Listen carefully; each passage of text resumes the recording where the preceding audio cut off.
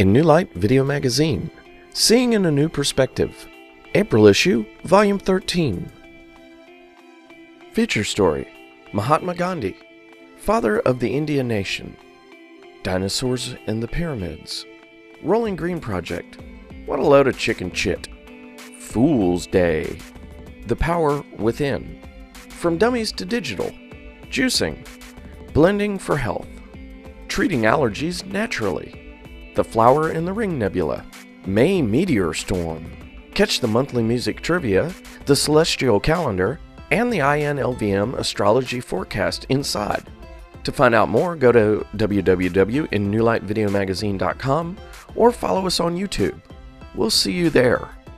Table of Contents, Other World News, Dinosaurs and the Pyramids, Rolling Green Project, What a Load of Chicken Chit, Fool's Day, Feature Story, Gandhi, Father of the Indian Nation, What's Up? Uncovering Unexplained Phenomenon, The Power Within, Entertainment Central, Music Trivia, From Dummies to Digital, and Artist Monique Cooper, You Don't Say, Holistic Health, Juicing, Blending for Health, Treating Allergies Naturally, Astronomy and Astrology, Astronomy Photo of the Month, Flower in the Ring Nebula, May Meteor Storm, Celestial Events Calendar, INLVM Astrology Forecast. About in New Light Video Magazine. Contributors and credits. Other World News, Dinosaurs and the Pyramids. The discovery of the oldest pyramid on Earth existed during the age of the dinosaurs. It seems in this day and age there is a new ancient structure being found often, sometimes in unusual places. As more and more research is done on these ancient findings, we are realizing our world and her inhabitants are much older than we were led to believe. Recently, Crimea, a region in the Ukraine, has been heavily in the news with Russia gaining control over her once again. Yes, this is also where Einstein's theory of special relativity was set to be proven by photographing starlight bending around the sun during a solar eclipse at the outset of World War II. What most of us do not know is that back in 2001 a pyramid was found, one that will shake the history books again. A Ukrainian scientist, Vitaly Go, accidentally found an underground structure while looking for water. What he found is now known as the oldest pyramid on Earth. Seems there were 7 located, one now underwater, on the coast near Sebastopol, which is the prettiest part of the Crimean Peninsula. To be more precise, there have been 37 pyramids found in Crimea. This pyramid is built like the Egyptian pyramids, but have truncated tops like the Mayans.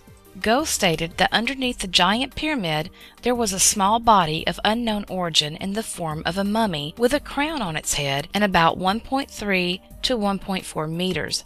That's approximately 4 feet and 3 inches long, being 45 meters, 148 feet in height and a length of about 72 meters, 236 feet. Its builders are still unknown. I found this to be quite interesting considering at the time it was built, they tell us that it wasn't until after the dinosaurs went extinct that mammals were able to evolve from a mouse-like body to the Purgatorius that eventually led to modern humans. Unfortunately, this is all the information that is publicly known about these pyramids, for now. They are saying money funding is the reason they haven't been investigated more.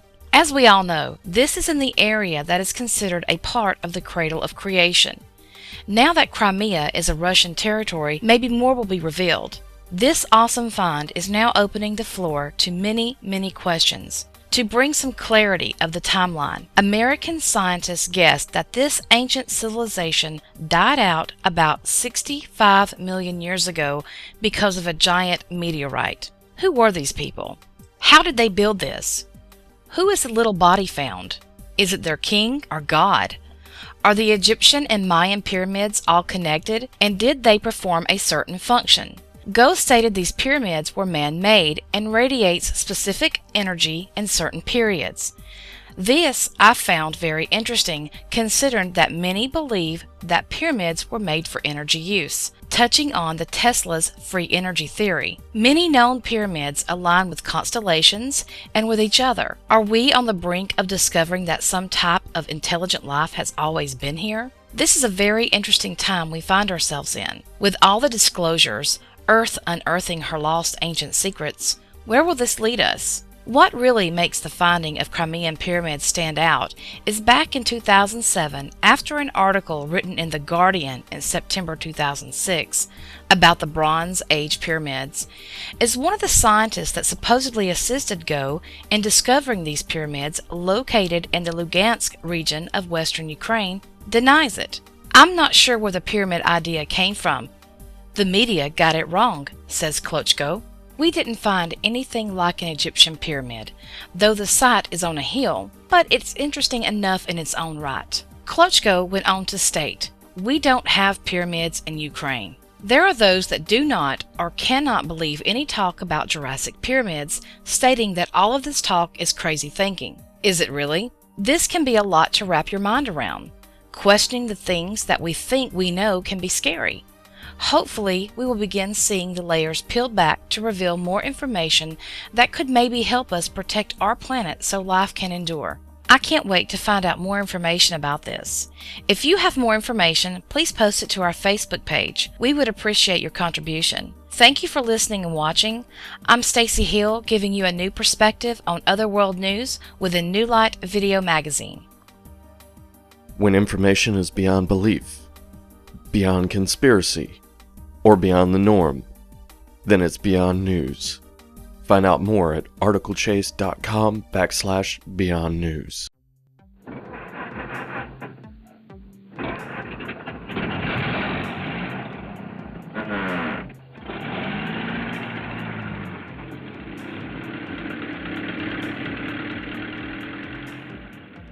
What a load of chicken shit. Tonopah, Arizona is a small rural town about 50 miles northwest of Phoenix in Maricopa County and is mostly known, if at all, for being 13 miles from our nation's largest power plant and best known for the healing hot springs that underlay most of the town.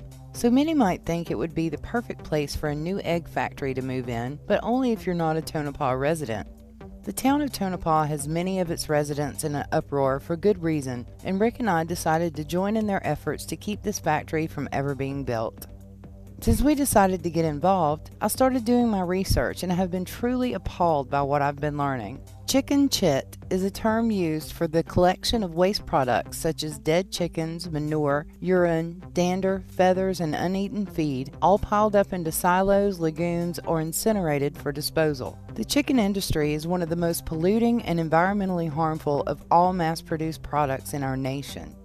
The emission of hydrogen sulfide, methane, and ammonia gases pollute the air and create a stench for miles away from the waste lagoons, which also contaminate the groundwater and will seep into the natural healing spring water under the ground. This happens if they are properly kept, not to mention the risk of further contamination by nitrate pollution and dangerous bacteria and microbes from overspilling and leakage, which is not an uncommon occurrence. These manure lagoons also contribute to birth defects, massive death of fish, salt and heavy metal contamination to the soil, respiratory disease, and the death of workers by asphyxiation on hydrogen sulfide gas. The incineration of the waste also releases arsenic from their feed, hydrochloric, hydrofluoric, and sulfuric acids into the air, which creates dioxin, and also acid rain once mingled with the moisture in the air. E. coli, phosphorus, nitrogen, and fecal coliform bacteria are just part of an additional list of other byproducts that contaminate the water, soil, and food because of these factories. Chicken factory workers and anyone close enough to breathe the dander, ammonia, fungi, bacterial endotoxins, feathers, and other particulates which can be carried for miles often suffer from cardiac and respiratory issues, chronic aches and pains from carcinogens, and even premature deaths, which have all been well documented in case studies. To top all that off, we must also look at the treatment of these animals. They are kept in cages so small they can hardly move and often break bones, mutilated by cutting off the tips of their beaks without anesthetic, forced molting, a practice that is done by starving the birds for 14 days before starting a new feeding and egg-laying cycle, and kept in generally filthy living environments as well as other cruelties. These factory chickens are given feed with steroids and arsenic to promote rapid growth and to give the meat its pleasing pink color that you see in the grocery store, and is found in high concentrations in the chicken liver and kidneys, or chitlins. Remember, we eat this stuff. Arsenic causes skin lesions, liver disease, respiratory disease, kidney damage, higher risk of diabetes, lung cancer, death, and more. Yet these factories put this into feed ingested by the bird, which in turn puts it into our bodies from the meat and eggs we eat, our water and food supply from their waste, and into the air from the smokestacks.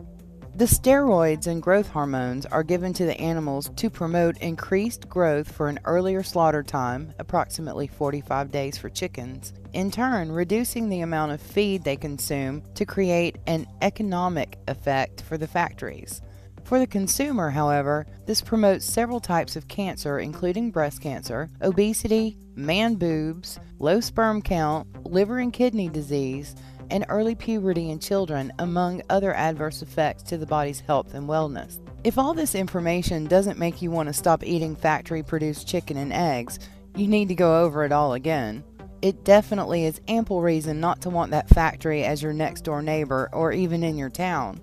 For those who love the omelets, fried chicken, and other delicious chicken products, there is a solution. Fresh, farmed chicken, organically fed and farm-raised, is the only way to go if you want to enjoy the consumption without the health risk of the additives or supporting the mistreatment of the animals and the workers that care for them. Better yet, raise your own. Our culture has become so dependent on being supplied with our food that we are complacent to all the harmful things we ingest, contributing to the widespread epidemic of cancer and other fatal diseases and birth defects.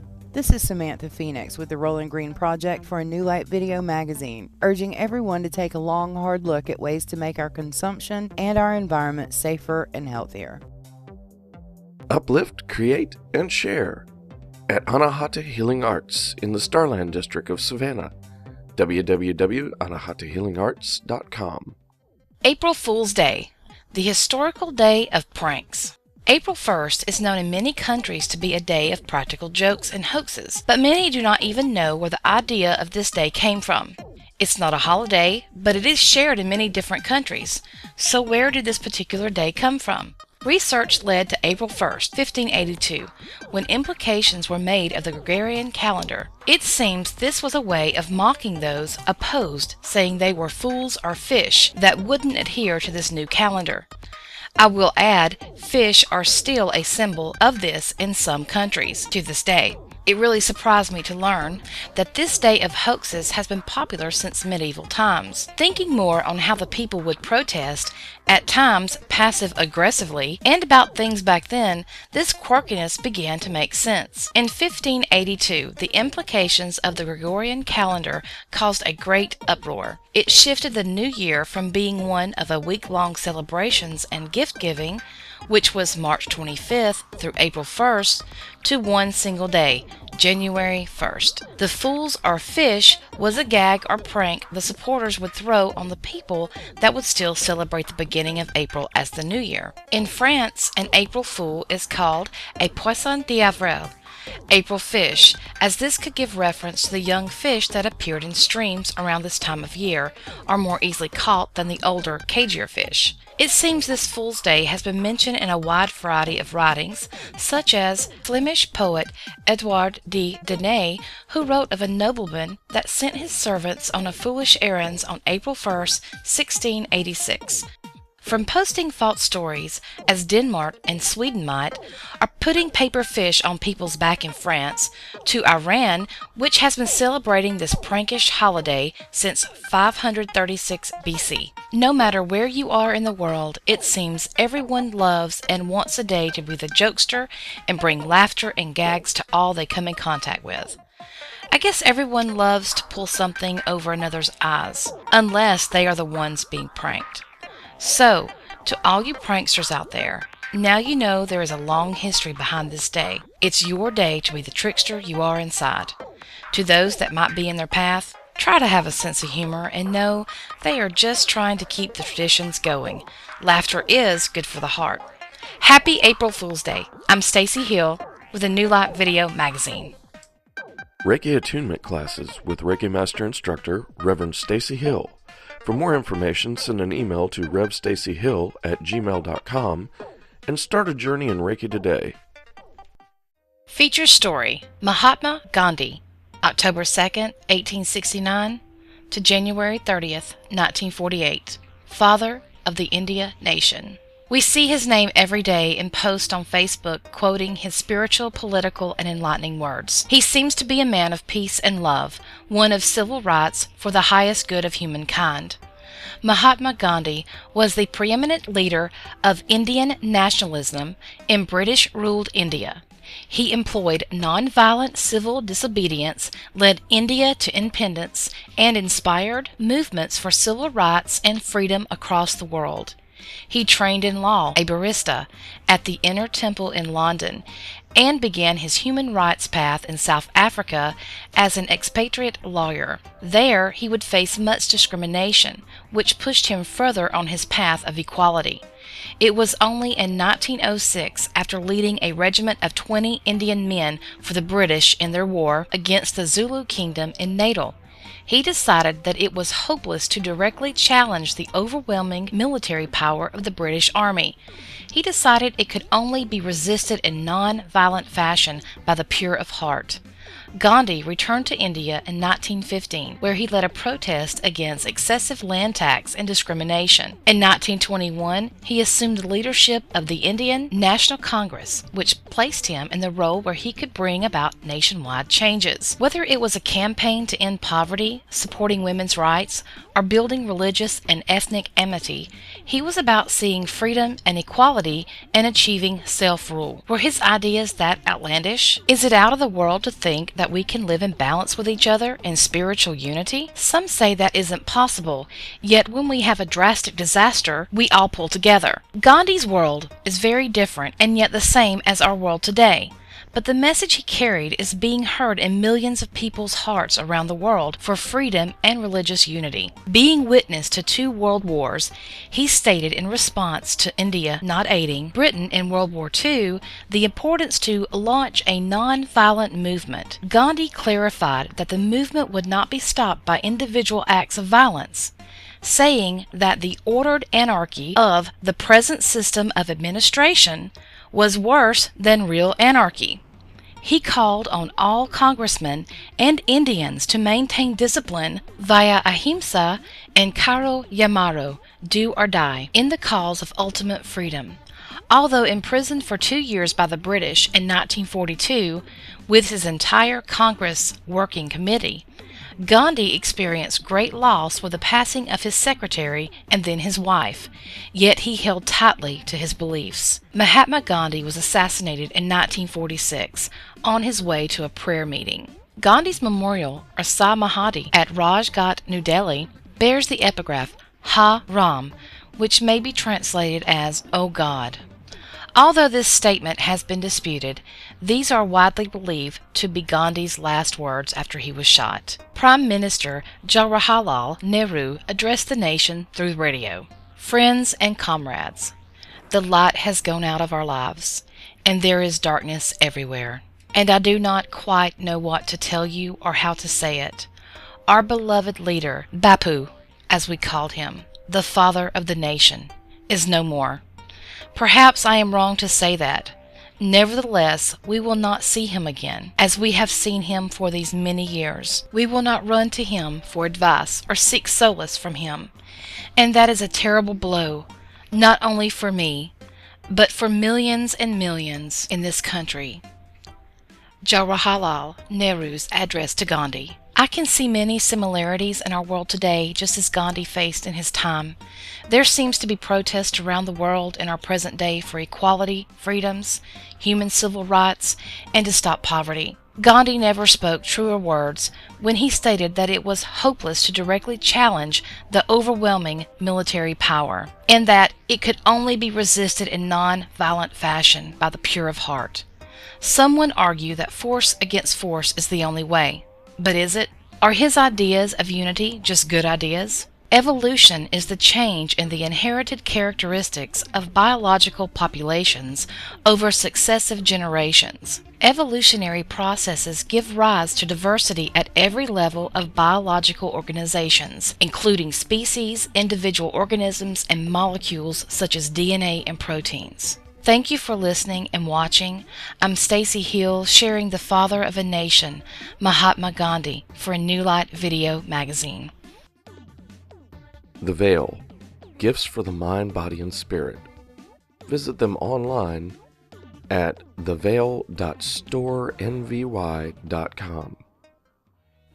Rich here with INLVM, and I would like to share some interesting findings with you. Over the years, I've used EMF detectors on many paranormal investigations. It's believed that when a spirit or entity is attempting to manifest itself or to communicate in some way, it gives off an electromagnetic frequency which can be translated by the EMF detectors. What I discovered recently is that we, as living beings, also produce an electromagnetic frequency.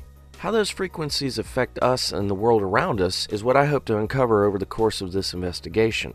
Let's take a look at what I found so far. I started the investigation when I noticed that Tammy, our graphics designer for the magazine, kept having computer issues that I could not explain. While trying to resolve these issues, I noticed that I either could not reproduce the error, or I would think that I had it fixed, only to have her tell me it was doing the same thing, in some cases only moments later. After exhausting all possible ideas, I started looking for other possibilities. I took out the EMF detector and took readings in her office. None of the readings were outside the norm until one evening when the PC started acting strangely while I was sitting with her working on the magazine. The PC program started to crash and act erratically, and at one point the PC even rebooted without warning. I told her to let me work on it and to take a break while I would troubleshoot the issues. While she was gone, the PC seemed to function well. In fact, there were no issues. After stress testing the system for a little over an hour, I turned it back over to her, believing that it was either an intermittent issue or that I had fixed it. Not long after Tammy went back to work, the issues started again. I took out the EMF meter and tested the office again, paying close attention to the areas near the PC. All areas were in a safe range except for a space near Tammy. At first I thought it was a power strip, desk lamp, maybe even a monitor, but I discovered that it was linked to her own EMF levels. The more frustrated she became, the more her EMF levels raised. I tested this several times using Tammy and myself as subjects. I noticed that she naturally has a higher level than I do. The levels seem to be affected by our own mindset. In other words, the more relaxed we are, the lower the levels are, and the more stressed or active, the higher they become. This not only seems to affect equipment, but it also appears to affect others as well, people and animals.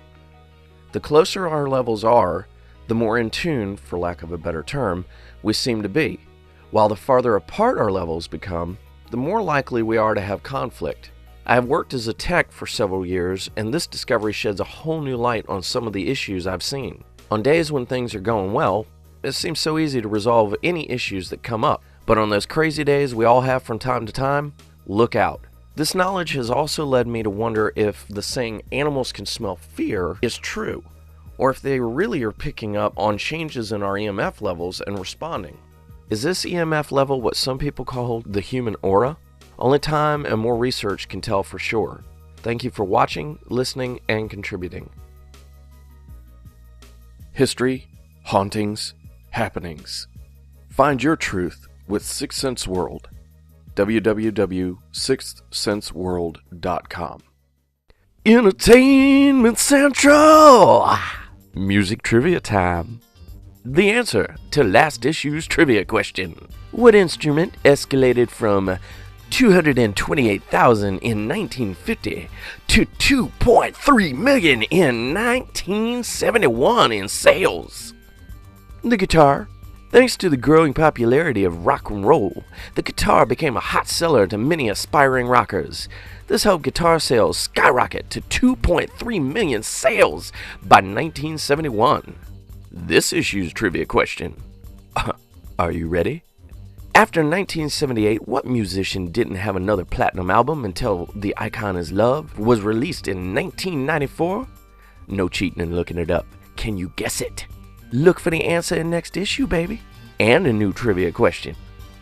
Stick-a-pick holds any guitar pick to any guitar, even on the contour. Is it magic? No, it's the original Stick-a-pick. Get yours today.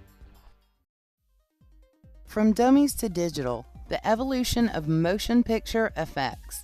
In this digital age, we often forget or never knew just how much hard work and ingenuity it took to make a truly believable and exciting movie. The skills needed for special effects took great imagination and technical knowledge of working with the camera and ordinary objects to create an extraordinary and stunning portrayal of events in a believable fashion. The first special effect ever used in a film was in a production by Alfred Clark in 1895 with a reenactment of the beheading of Queen Mary of Scots. By stopping the camera and having the other actors stand perfectly still while the actress was replaced with a dummy prop and restarting the camera just in time to capture the axe dropping to lop off the head, the very first motion picture special effect known as the stop trick was created. While this was after the first trick photograph, created by Oscar Raylander in 1856, it was a first for the film industry and became a commonly used practice in special effects over the next century. By the early 1900s, techniques were expanded to use the matte shot, with improvements made by Norman Don by putting cardboard or glass into the camera to cover parts of the film that could be filmed over for additional effects.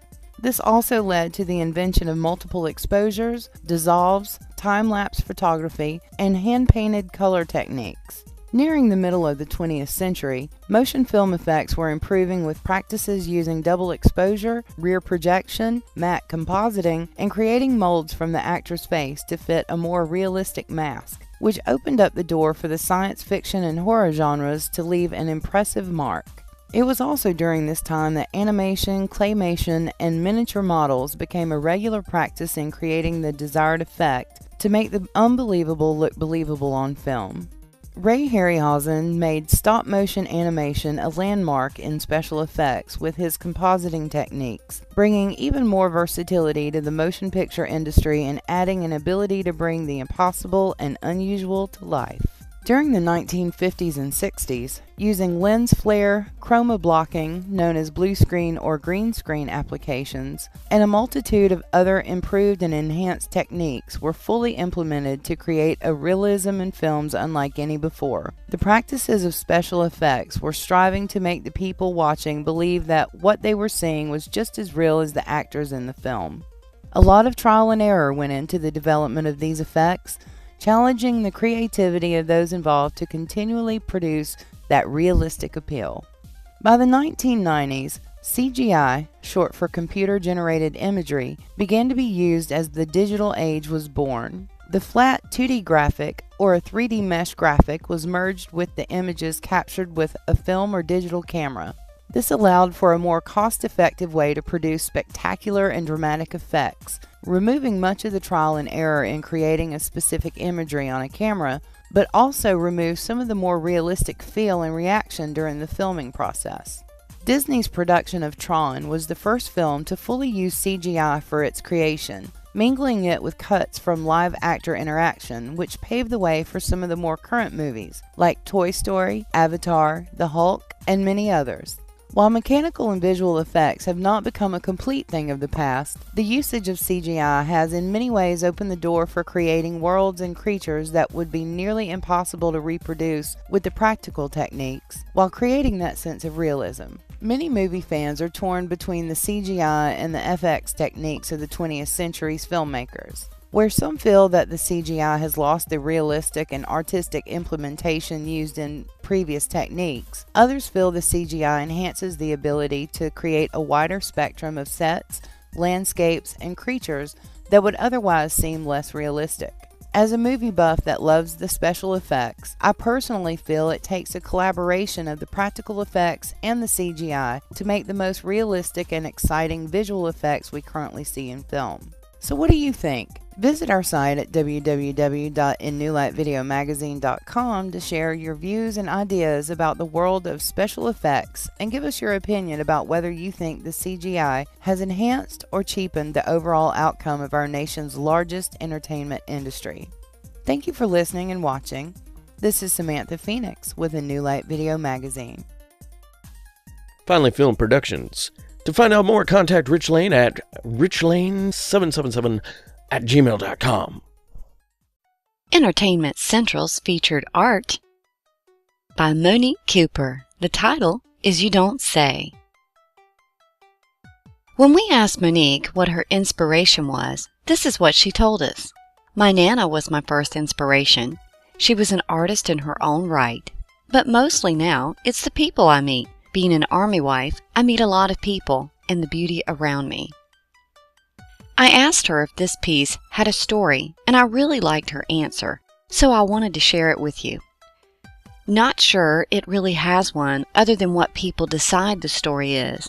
I tend to let people choose for themselves what the story is.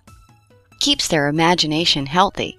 Or maybe just how gossipy snails are. Just pure whimsy. If you like fantasy fairies and just plain beautiful whimsy art, you will want to see the whole collection. To see more of these pieces from Monique, you can find her on Facebook under Monique Cooper. Her artwork is also on www.artwanted.com. Creative Divine Studios, the transformative power of sacred sound. The School of Sound and Energy Resonance with Mur Demarmian. Contact Mur at facebook.com/Creative Divine or facebook.com/Melinda Demarmian. Holistic health. Juicing, blending for health. A trend or a healthy choice.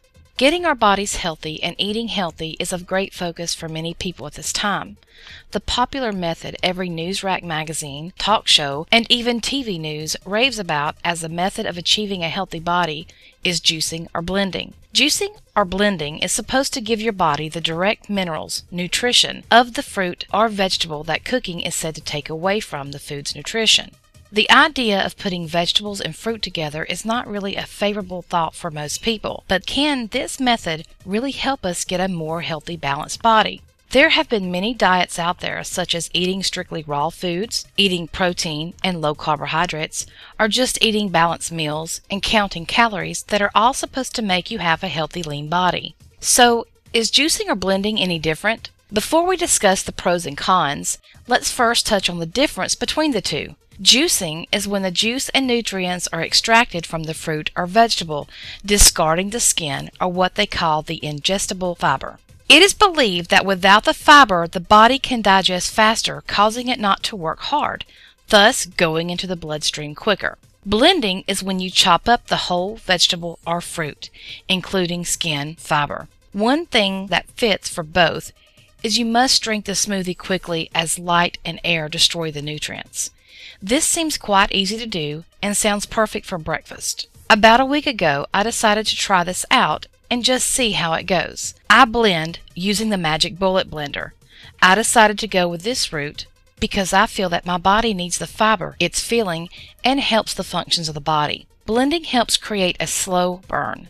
The fiber is already broken down because of the blending, so it creates an even release of nutrients into the bloodstream and avoids blood sugar spikes like juicing can using only fruits. My base is baby spinach, strawberries, and orange juice. My favorite blend is strawberries, blueberries, pineapple, spinach with some orange juice. I haven't had drastic weight loss, but I will say it makes me feel better, lighter. I would like to add that I have an issue with borderline low blood sugar, so the protein part of it is missing for me. It is advised not to blend fruits and veggies together, but honestly, the spinach goes great. From what I have read, carrots, broccoli, and zucchini don't blend well because of their high levels of starch, so avoid starchy veggies when mixing with fruit. You can even use this as a way of fighting off cold. This is one thing you really have to experiment with, as your taste may be different than mine. Freshly squeezed vegetable and fruit juices form a part of most healing and detoxification programs because they are so nutrient rich and nourish and restore the body at a cellular level. This is one of the main reasons I decided to begin blending, for the health benefits from it. Blending, juicing helps us get straight nutrients that might be weakened in the cooking process. So you say, why not eat raw? Good question. I do at times. Blending has offered me a deliciously light, easy, and nutritious breakfast and even snack. It offers a fast delivery of these nutrients to my bloodstream, helps me stabilize blood sugar because of the high fiber content, which helpfully improves LDL cholesterol. Many others I have talked with that blend state they don't get sick. They have great nails, thicker hair, and just feel overall more healthy. Is this something for you? I don't know, but for me it works, and I love making all kinds of smoothies. I even got my 8-year-old to drink them, which makes it easier to get those good nutrients in him. While some feel that you should just have these smoothies for all meals, I do not. For me, I feel better having regular meals as well. So is this a trend?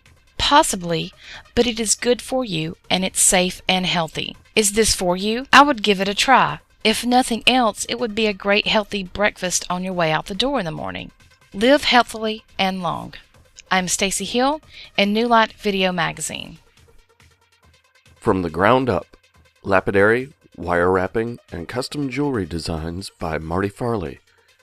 Facebook.com/FromTheGroundUp01. Treating allergies naturally. It's that time of year again, spring. This is my favorite time of year. The warmer weather, flowers blooming, trees becoming green again, the smell of fresh grass. Everything is being born again. This time of beauty also comes with pollen. Yes, very needed for nature, but not for our sinuses. As we are becoming more conscious of what we are putting into our bodies, many are looking for more of a natural way instead of the many over-the-counter medications out there. One natural way is using a neti pot. Used in India for thousands of years, this can wash away the irritant out of the sinuses. Some do not like the idea of flushing sinuses this way, pouring salt water in one nostril and allowing it to drain out the other, but it can be beneficial. Saline spray can assist with cleaning the sinuses out as well. Quercetin, a natural antioxidant, is a bioflavonoid plant-derived compound that helps stabilize mast cells and prevents them from releasing histamine. This is one I have experience with. When I first moved to Savannah, Georgia, my allergies were so bad that I lost my voice the whole month of March, and quercetin is what helped me. Stinging nettle is an herb that behaves in much of the same ways as regular allergy medicines, but minus the side effects. Honey has been used as well. I have used this myself, and it did work effectively, but you do have to make sure that it is local. Mary Hardy, MD, Director of Integrative Medicine at Cedars Sinai Medical Center in Los Angeles, suggests to add golden seal, an antibacterial, to your treatment as well. Showering after being outside is recommended to get the pollen off you and out of your hair, and the steam helps by opening your sinuses to allow drainage. When treating with this method, use saline spray first, then get in the shower and allow the steam to help release the mucus. Apple cider vinegar is said to be effective as it reduces mucus production and cleanses the lymphatic system. Colloidal silver is good to be used along with treatments and additionally supports the immune system. If you get really stopped up, use a pot of hot steamy salt water with a few drops of eucalyptus oil to breathe in the steam. The menthol smell really opens up the sinuses, plus eucalyptus is an antibacterial, getting rid of bad bacteria from our lungs. Dealing with our allergies naturally can be done, and you can avoid many side effects that you would have with over-the-counter or prescription medicines. Taking control of our own healing can require a little patience and research, but the health benefits are well worth it. If you know of a really good way to naturally treat allergies, maybe your own special way, share it with us. This is Stacy Hill sharing the benefits of natural remedies for a New Light Video Magazine. The Savannah Deck. Celebrate Savannah's history with a limited edition box set available at www.thesavannahdeck.com. Astronomy and Astrology. Astronomy photo of the month. The Flower in the Ring Nebula. This nebula has been one of the most observed and shared, perhaps due to its easy viewing by amateur and professional astronomers alike. It is closely related to and sometimes confused with the Helix Nebula, because the shape of both of these nebulae resemble an eye. Many times they have been referred to as eyes in the heavens that seem to peer back at us through the telescope that we view them with. I think that both of them have been called at one point or another the Eye of God. If we were to zoom out the telescope on the Ring Nebula, we get a slightly different image. And that is exactly what the Spitzer telescope did to get this stunning flower image. It is scientifically cataloged as Messier 57, M57, or NGC 6720. This is a planetary nebula in the constellation of Lyra and is located just south of the star Vega. When NASA Spitzer's telescopes capture the outer regions of this amazing nebula, we get a new image and perspective. As the material and gases are exploding into rings from this dying star, we see what looks like petals that take this nebula to a new form, a flower. As spring has arrived for us in the northern hemisphere, flowers are opening and starting to bloom for us here on Earth. And here is a bloom for us in the heavens. The flower image from the Ring Nebula was obtained on April 20th of 2004 by the Spitzer Space Telescope. Image credit is NASA, JPL, Caltech, Harvard, Smithsonian, CFA. The Ring Nebula image credit is the Hubble Heritage Team, Aurora, STSCI, NASA. I'm Tammy Sabo, sharing INLVM's Astronomy Photo of the Month. For all your musical needs, it's the Georgia Music Warehouse, because everybody plays. And if you're just beginning, ask about their private lessons today. May Meteor Storm, the meteor shower of the century. On February 3rd of 2004, a periodic comet was discovered by Lincoln Near-Earth Asteroid Research, which is also known as Linear. On December 12th of 2008, it was given the name 209P. Linear was added to the name to identify its founders. Therefore, its name is Comet 209P Linear. Having been newly discovered, we actually know very little about this comet. With the advancements in technology, we now have telescopes that are getting more powerful, which has enabled us to peer deeper and farther in the dark matter of the universe. That is what it took to find this comet. That's right. It is not one that has been extremely visible when it passes on its almost 6-year orbit, or a roughly 5.4-year orbit. Therefore, it was not noticed or studied. Since its discovery, a lot of research has been focused on following this heavenly body. You may be wondering why the title of this article says Meteor Storm when I'm talking about a comet that we can't even see with the naked eye.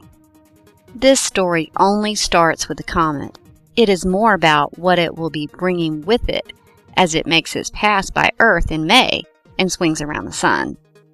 On May 6th, the comet is due to make its pass close to the Sun.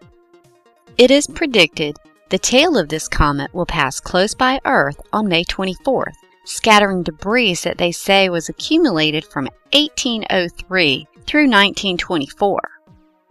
This load of debris is huge and is expected to create massive meteor showers. So massive, in fact, that we have never witnessed anything like it.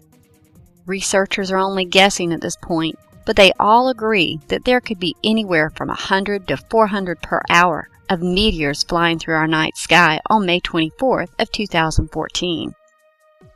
Some even say they can't rule out the possibility that it could be even more, closer to 1,000 per hour. And that is why this is being called a meteor storm. 1,000 per hour is a meteor storm. Some researchers are doubtful that it will reach the storm category, but they cannot rule it out either. Either way, it is going to be quite a show. The Northern Hemisphere, North America, and Canada will have front row seats to this amazing display, and it is said to begin as night falls between 7 and 8 p.m. The meteors are going to resonate from the constellation Camelopardalis with a magnitude of about 11. And just for reference, the lower the magnitude number is, the brighter the object will appear to us. Therefore, some will not be that bright, but still be dusting the sky with plenty to see. This is expected to be the meteor shower of the century, whether it is 100, 400, or even if it surprises the doubters and really creates the 1,000 per hour meteor storm. You are not going to want to miss this one. It will be something to talk about for many years to come. We will have another 5.4 years to await Comet 209P's return to see what it has in store with its next go-around. Therefore, until then, keep your eyes on the skies this coming month. Take some photos, videos, and share them with us. I look forward to the event and know I'll be watching. I'm Tammy Sabo, sharing INLVM Astrology News. Contact us at innewlightmag@gmail.com for information on placing your advertisement in our publication. Celestial event calendar for April through May of 2014. On Tuesday, April 1st, we'll have the peak of the Antihelion source shower. It's active from December 10th, 2013 through September 10th of 2014. On peak, we'll see 4 an hour with a magnitude of 3. On Tuesday, April 8th, we'll have optimum viewing for Mars. Mars will be in opposition, and this is the best time for viewing the orange-looking red planet. Look for it in the constellation of Virgo. On Monday, April 14th, Pluto goes retrograde in the constellation of Capricorn. Tuesday, April 15th, the pink full moon, also called seed moon, sprouting grass moon, egg moon, and fish moon, in the constellation of Virgo. Also, we will be having a total lunar eclipse on April 15th. On Wednesday, April 22nd, and Thursday, the 23rd, we'll have the peak of the Lyrid meteor shower. It's active from April 16th through April 25th. On peak, we could see 20 per hour with a magnitude of 2.1. Thursday, April 23rd, we have another shower, peak of the Pi Puppets meteor shower. It's active from April 15th through April 28th. The peak is variable with a magnitude of 2. On Tuesday, April 29th, we have the new moon in the constellation of Aries going into Taurus. On Tuesday, the 29th, we have an annular solar eclipse. This will be a partial eclipse unless you're in Antarctica. Some areas in the southern hemisphere may get to see this eclipse. On Tuesday, May 6th, we have the peak of the Eta Augurids meteor shower. It's active from April 19th through May 28th. On peak, we can see a massive 45 per hour with a magnitude of 2.4. Thursday, May 8th, we have the peak of the Eta Lyrids meteor shower. It's active from May 3rd to May 14th, and on peak we can see 3 per hour with a magnitude of 3. Saturday, May 10th, we have optimal viewing for Saturn.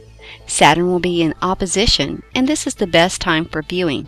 Look for it in the constellation of Libra. Wednesday, May 14th, full flower moon, also called Mother's Moon, Milk Moon, Corn Planting Moon, in the constellation of Scorpio. Tuesday, May 20th, Mars comes out of retrograde and goes direct in the constellation of Libra. On Saturday, May 24th, meteor shower or storm from debris of comet 209P Linear is active from May 6th to May 30th. On peak, we're going to be seeing 100 or 1,000 per hour, a magnitude of 11.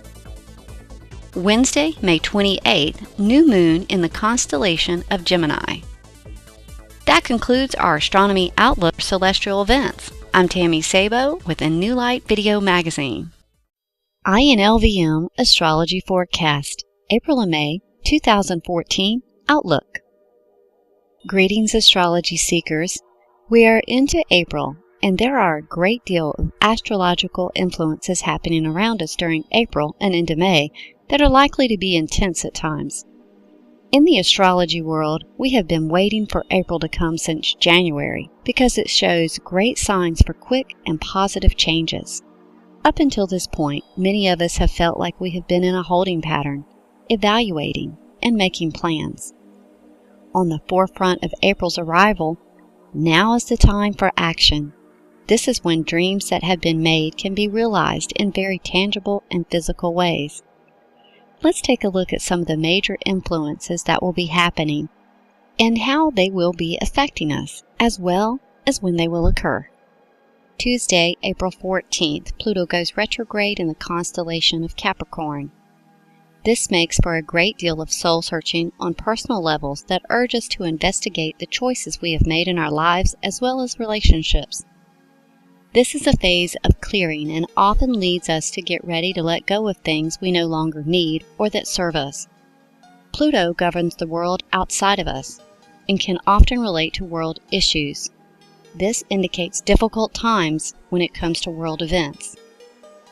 On Tuesday, April 15th, the pink full moon, also called the seed moon, sprouting grass moon, egg moon, and fish moon in the constellation of Virgo, will be a total eclipse on April 15th. The moon in Virgo will aid in discovery. This moon phase will likely urge us to seek self-knowledge and decide who we want to be. The moon itself is about renewal and beginnings. In Virgo, this will help us master our talents, how we can best use them, and understand how everything can work together. The eclipse makes this an even more powerful of a transition, so making some changes to your path is on the horizon. This phase says loudly, be your true self. On Tuesday, April 29th, the new moon in the constellation of Taurus. This new moon in Taurus is one of those transitions that come around and break up the stagnation. It may not necessarily be the most comfortable of times, but it is likely to be one of the most daring of times. During this phase, we will be urged to break out of the box and take a risk, to be spontaneous. Getting out of your comfort zone may be difficult for some signs. However, the new moon says that in your inner depths we can retreat to learn and grow from challenges and opportunities. Tuesday, April 29th, is the annular solar eclipse and cardinal Grand Cross. This eclipse is so significant this month that over all the things we talk about in astrology with the alignments, honestly, this has to be one of the greatest importance for us. The eclipse brings some magic in our midst. It will occur in the sign of Taurus during the cardinal Grand Cross. You may not know what a cardinal Grand Cross is in astrology, so I'll sum it up. In astrology, this is a big event occurring and has been building for a long time. This alignment speaks to us on cultural patterns on a worldwide scale and resonate life-changing events of great proportions. This is likely to be intense times as things may be getting ready to erupt. This is an in-your-face-with-honesty transit as things will be revealed. Wednesday, May 14th's full moon, the full flower moon, also called Mother's Moon, Milk Moon, Corn Planting Moon, is in the constellation of Scorpio. New beginnings will begin with exploration, intuition, emotion, and mystery when the full moon is in Scorpio. This is likely a transit that will have you gathering information to get better understandings in order to make an evaluation and change. Of what? Well, in Scorpio, it leads us to look under every rock and is likely to lead us down the path of lessons learned by trial and error. During this phase, you are less likely to take anyone's word for it. You will be urged to discover or uncover it for yourself. This phase enables us to get rid of fears, habits, relationships, and things that just don't work for us anymore. On Tuesday, May 20th, Mars comes out of retrograde and goes direct in the constellation of Libra. We have just come out of a 75-day cycle of Mars putting our relationships under great analysis. Now going direct, we may feel we can breathe again, as we are more than likely feeling a little more clear on where our relationships stand. Although this may not be time to breathe. This could be the start of the release from the build-up from the discoveries made during the retrograde. This is the time of conclusion, and Libra will demand that a balance be restored. On Wednesday, May 28th, new moon in the constellation of Gemini. Take some time during this phase to meditate, relax, and manifest. This new moon is all about bringing things to fruition. Communication are likely to be at a high point, as well as charm. Many of us are likely to be able to pull from the Gemini social side to meet new people, start new projects, and create new ventures. We are likely to feel we can accomplish several tasks, and will need to be prepared to take on multiple things at once. It can be easy to get distracted though, so avoid being scattered. To find out more information, visit our website at www.innewlightvideomagazine.com. I'm Tammy Sabo, the INLVM staff astrologer, sharing an outlook on astrology. About In New Light Video Magazine. We are the first of our kind as a video magazine, and we look forward to bringing you, our viewers and listeners, into thinking of new possibilities and gaining new perspectives with each issue. To find out more about us, what we do, and how to become a contributor to show your support, please go to our website for additional information. There you can find many of our social media connections, such as our blogs, archives, Blog Talk Radio, and our new virtual world experience. That website is www.innewlightvideomagazine.com or www.inlvm.com. As always, thank you for your support, and don't forget to share, like, and subscribe.